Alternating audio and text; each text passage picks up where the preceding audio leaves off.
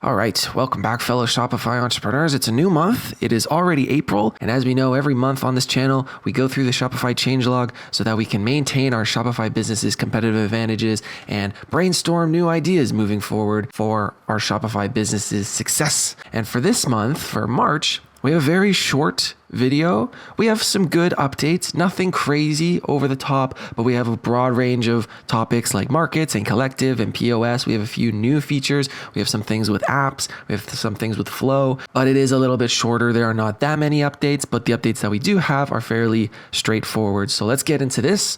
Last month we left off right here. Actually, I'm going to change my color here to red because yellow, white, and red are the official colors of April. It's already 4 months into the new year. I hope your guys' Shopify stores have been going good. So where we left off last time was right here, February 29th, where you can compare all four apps in the Shopify store at the same time. So we're gonna start here for March, and we're gonna work our way up to the top. So sit back, relax, and let me show you what's going on in Shopify this month. All right, so the first update we have on March 1st here is a B2B feature, which is a plus feature. So we don't really cover plus updates or plus store features on this channel, so we'll just skip over that for now. There just seems to be some sort of migration update. But moving right along to March 5th, we have a small improvement for the Collective app. So it says Collective Discovery inspires with tailored recommendations. So it says Discovery within Collective now includes sections like Picked for You and Your Customer Searched For to assist in discovering and finding new connections that benefit your business. So the Collective app, or the Collective Discovery, is a feature within the Collective app, which allows Shopify suppliers and Shopify retailers to come together to collaborate and build business partnerships together. So in this update, the Collective Discovery tab inside the Collective app has some added features. So it says eligible retailers searching the Shopify Collective app for new brands to collaborate with and sell can now explore new tailored product recommendations based on customer behavior and their retailer's own store and search history. These new sections include Picked for You based on your search history and your customer searched for. So that's kind of the same thing we see when browsing products or online, trying to connect you to the right product or trying to connect you as a retailer to the right supplier and vice versa. We just have these new sections included inside the app. Another small little update on March 5th is we have some new Flow fulfillment tasks. So it says for Shopify Flow, there are 3 new fulfillment tasks, which are called Move Fulfillment Order, Mark Fulfillment Order as Fulfilled, and then Fulfillment Ordered Merge. These are triggers in Flow. So Flow is a Shopify made and developed app that helps automate some tasks for you and also lets you set up automations to your customization preference, much like the Shopify email app does. It essentially starts with a trigger, and then if the trigger happens, you assign it to do this. And if it doesn't do this, you can say, do this instead. And then you can say, wait 3 days and then do this. And then this is what the flow looks like. So in this update, they've added 3 new fulfillment tasks called Move Fulfillment Order to move a fulfillment to a new location where all the line items are stocked. Second is Mark Fulfillment Order as Fulfilled to create a fulfillment for a fulfillment order.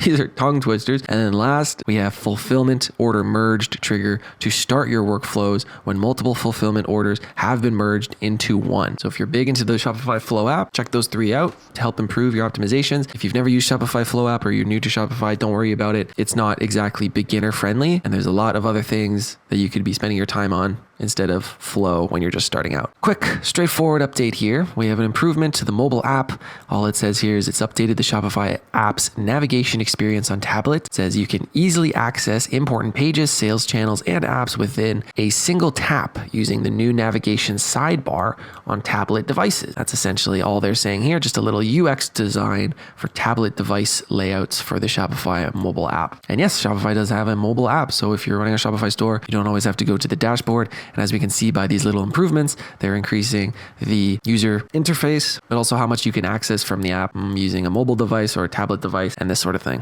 All right, so we're already at March 15th, but we have a bunch of updates kind of at the top of March. So we're not exactly halfway through yet, but this is a fun little new thing. I'm always looking for the yellow new tag because new tags and new features are always more fun. So on March 15th, we have additional keyboard shortcuts for the theme editor. So it says new keyboard shortcuts are added to the theme editor editor to unlock quick left sidebar navigation and toggling tools such as the preview inspector and updating the preview window width. So this is kind of fun. There's actually quite a few shortcuts, keyboard shortcuts within Shopify and within the Shopify admin. For example, if you have a bunch of orders and you're scrolling through them trying to find one for a certain information, you can hit J, or K to go back and forth this way or that way. And it's really quick if you have good internet connection. Instead of clicking the button at the top right to navigate this way or clicking this way, you can just hit J and K. But essentially all they're doing here is they're adding some new keyboard shortcuts to the theme editor. So now if you look in your theme editor where it says on the left side, settings with the gear icon, app settings, and then the other third option, you can access these with keyboard shortcuts now. And if you hover your mouse over it, it'll show you the shortcut. And then also it says for the preview inspector, and that's that little blue check mark, I think, or no, it's a mouse. It's a little mouse arrow in the top right, and that allows you to select the section or not. And you can access that with another keyboard shortcut. Now, for increased speed and efficiency, we have a new little feature coming to the Collective app. So we kind of talked about what the Collective app was down here. The Collective Discovery is a portion in the Collective app, but here we have a new feature coming to the Collective app in general, where it says Collective retailer margins now support decimal points. Collective suppliers can now set retailer margins with up to 2 decimal points when creating price lists. So that's also pretty straightforward. Good, nice little straightforward month so far. Essentially, when suppliers and retailers were creating their business agreements, they can only do percentages to whole numbers, but now they can offer margins with up to 2 decimal points, i.e. 10.75% instead of 10%. And in big business agreements and relationships, those precise percentages could add up to massive differences, of course. We have a quick little improvement here, March 20th, for Markets Pro. So it says self-serve unblocking Markets Pro payout. Can view blocked payouts on Markets Pro. What? Does this sentence even make sense? You can view blocked payouts they have on Markets Pro. I don't think that makes sense. But anyway, if we click in here, we have a lot of information, but essentially all this is saying is that when you're selling in international markets and you're using Markets Pro, you're dealing with a lot more things like taxes and duties and international sales and payouts and orders coming in from all over the place. And you can get payouts that are stuck or payments that are stuck. And so essentially from the finances and payouts and transactions page, there's an action required button where you can release the payout here, which will be given to you on the 1st, the 8th, the 15th, or the 22nd of the month. So if you're using Markets Pro, that's a little update for you. If you don't know what Markets Pro is, when you're selling on a Shopify store, you can obviously go to the settings and then there's a section called Markets. Every store would have that. That's Markets. And then Markets Pro is a improved feature that Shopify offers to help with international sales. Like I said, when you're selling abroad, there's a ton of things like duties and taxes and international payments, and things can get very complicated. So Shopify offers something called Markets Pro, which is a paid service. When you make an order, they take a larger percentage off of the order because of their services. And essentially all that does is that Markets Pro uses what's called a merchant of record, and the merchant of record takes care of all of these local taxes, duties, and things to help with your sales and your payouts and your domestic orders and these sort of things. So if you are a developed business and you want to expand your market's presence and you're having a hard time doing it with Markets, you can look into Markets Pro. If you're just starting out, there's no need to look into Markets Pro, but of course, Market settings is really important in e-commerce, selling all over the world. So that would be your stepping stone if you haven't heard of Markets Pro before. This is an interesting little feature. March 21st, we have a little change to the orders tab. So it says the new login requirements for the order status page. So it says we've implemented a new login requirement for our orders status page to provide additional protection of customer data. When I first read this, I thought it was talking about the order tab in the admin for us merchants, for us Shopify store owners. But this is actually for the customers. And so they want to help protect customer data here by having new login requirements for customers accessing their order status page. Obviously, that would have billing and shipping information, payment information, all kinds of stuff. So it says customers can access the order status page without logging in for a limited time frame and /or number of browser visits. After these timeout parameters have been reached, customers must provide credentials to access the order status page, such as phone number, email address, order number, or by using a passwordless login. That's kind of interesting, right? And then if we look into this a little bit more, we can see more about the timeframes that it's mentioning. So it says to ensure the security of customer information when accessing this order status page from an email or SMS order notification. That's key. A login requirement is enforced depending on how the customer accesses the order status page. And it says customers can access their order status page from the order confirmation email for 3 weeks without logging in when using the same browser. And then when using different browsers, customers can access their order status page for 2 weeks without logging in across a maximum of 5 different browsers. So the key difference here is when a customer gets sent an order status or an order confirmation email or SMS, they will have these new requirements to protect their customer data. March 25th, we're almost at the end, guys, already. Another little improvement to the Collective app. Shopify Collective product error state and recommended actions are now visible to retailers. So a Collective retailer, someone who's selling a supplier's products on the Collective app, have a streamlined view of supplier products that are unsellable and are provided with a recommended action for resolving these unsellable states. So essentially there's a lot of information here, but essentially all it's saying is that as a supplier, some of your items at certain times won't be sellable to retailers. And if that's the case, they will get an error message, and then the new error messages are stated here. How come I can't sell this? Well, it's because the supplier deleted the product, or the supplier removed the product access, or the supplier unpublished the product, or there was a variant limit that was exceeded, or a daily variant limit reached. That's all it's saying here. Nice and easy. This is a good update. I'm not sure if it classifies as my own key update, as I usually once a month on these changelogs, there's one update that I think impacts a lot of people, and sometimes I make an individual video about that to make sure everyone knows. But this is an important update. As it says, March 26th, you can now collect and record partial payments. And so it says you can now collect and record partial payments for orders with payment terms in your Shopify admin. So I know what you're saying. This is not already a thing. I've done that before. Well, this is the thing. You could only do that before from draft orders, when you're creating draft orders. And that was a big reason why people created draft orders, because you could collect and record partial payments and set payment terms. So I'm just going to read this a little bit. You can now collect and record multiple partial payments for orders with payment terms in the Shopify admin. So that's key. You don't have to make a draft order anymore, it seems.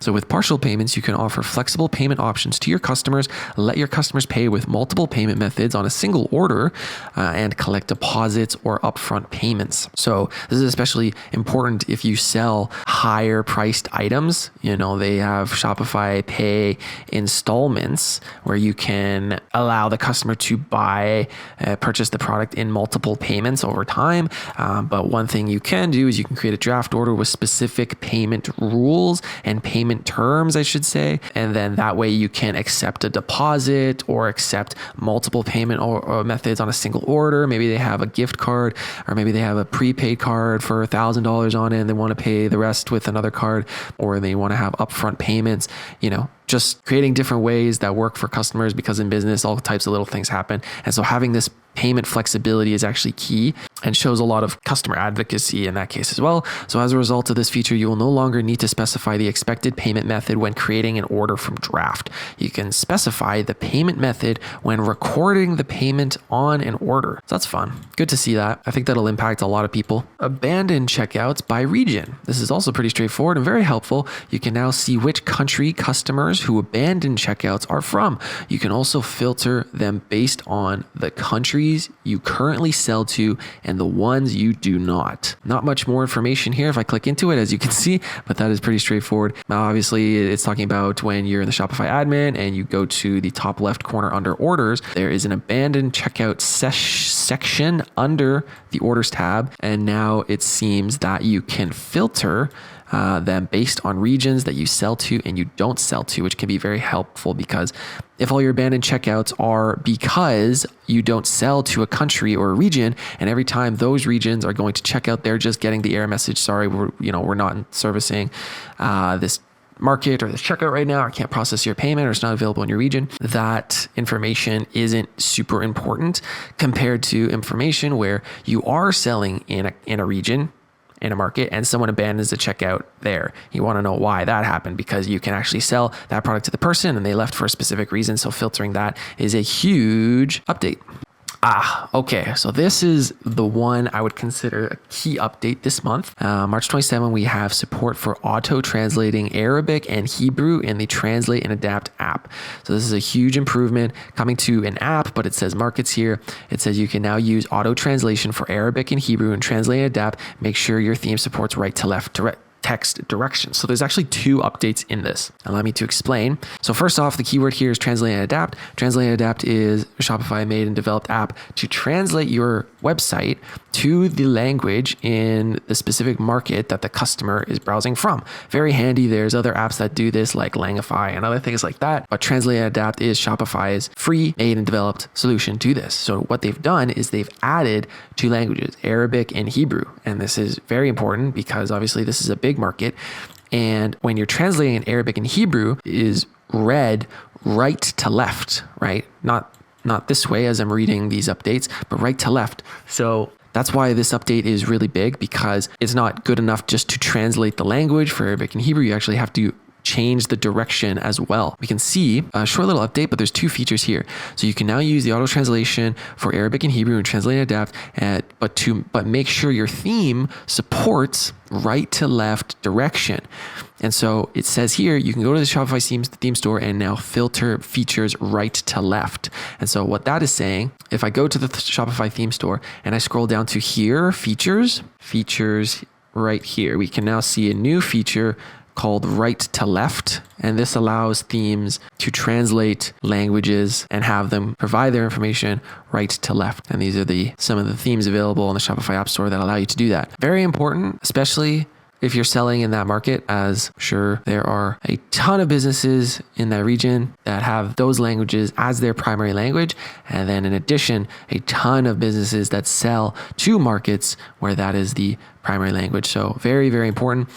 Just another note, if you're translating your storefront, like by using the Translate and Adapt app or any third-party app, these things translate content like this and like this and like this, and they don't translate images or pictures as well. Obviously, graphic design and creating images and banners for your store is super important in e-commerce.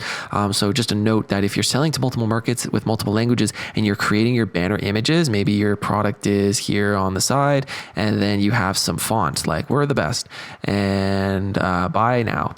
This image won't be translated by these apps as it's just an image. So what you can do is when you're making these images, you can just make 3 or 4 different images by just changing text here, and then you can go to your theme editor and input the correct image per market. You know, when you go to your theme editor and you click the top for the markets that you sell to, you can put an individual banner only for the specific market. So when someone is from a market that uses the Arabic and Hebrew language, you've already translated your images and now the app is translating your content. So it'll work very well together. Almost done here, guys. So March 28th, we can now combine multiple discounts within a single order for POS. So in-store staff can now combine multiple discounts within a single order. These can be product discounts, order discounts, shipping discounts, and custom discounts simultaneously to offer more flexibility and savings for your customers. Quick little POS update, as we always see the POS updates every month. And then a couple more POS updates here. On March 28th, you can assign staff access to specific retail locations. So you can keep retail operations seamless and efficient with the ability to manage staff by retail location. And so before you could assign staff to specific, you can assign staff accounts to have specific permissions, but now it's saying you can assign staff for certain POS locations. And this allows you to maintain tighter control over multi-location operations and preserve data integrity. And so it says previously the POS access control is only allowed to manage what a staff member could do, but not where. So this is an update for the POS if you have multiple POS locations. Another new feature for the POS is that you can now have customer receipt selection on the POS. So seamlessly capture emails at POS checkout to gain more insight into a retail buyers and create powerful connections with customers. And so essentially what it's saying here is that you can more easily look up a customer receipt from your POS and from your admin, and that will help understand where the order came from, if it came from Shopify POS or Shopify Pay or the online sales channel or anything. It's just meant to give merchants a more accurate view of buyer behavior across all of their sales channels. As with e-commerce, there can be a lot of sales channels running all at the same time. There's also a new update for the POS for cash tracking improvements, where you can remotely close the cash tracking sessions and export POS register summaries from the POS channel. So this just means when you want to have cash available, well, I guess there's two updates. So you can remotely close cash tracking sessions when you have cash with you in your business, or when you don't, or when you want to accept only card, or when you have some cash, you can close cash tracking sessions remotely from the POS channel. And then you can also download register shift summary for report analysis. And then this is the last update, guys, just a quick feature for the POS again.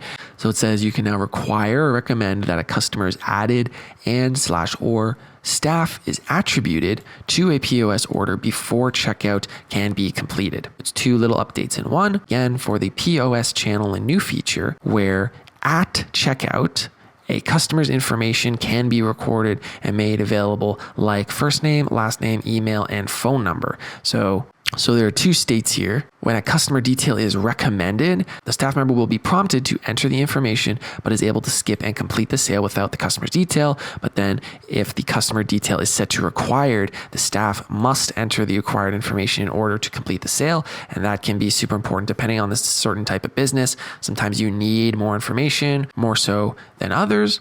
And then also this is the same thing for staff. This is also the same thing for staff member attribution, which can be customized to be automatic or be manual. And that validation setting can be configured in the Shopify admin. And that is it, guys. Hey, look at this. It's already April. We're 4 months into the year. Your guys' businesses are doing amazing, I'm sure. But a quick month, a lot of different areas to cover. A couple of key updates like the Translate and Adapt app for those markets, and an important change for customers and new login requirements for the order status page. But I like this month. Nothing too complicated, nothing too impactful.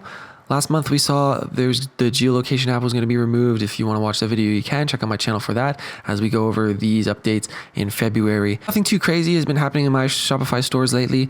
I hope your guys' Shopify stores have also been going well. But if this video has helped you and you want to continue to improve your Shopify's competitive advantage by staying up to date on the platform that you run your entire business on, consider subscribing. I do this video once a month. And if you want to join a live Shopify community that just comes together and where we can all learn from our experiences, whether you're a beginner or an intermediate, consider subscribing. And if you do, I'll see you in the next video.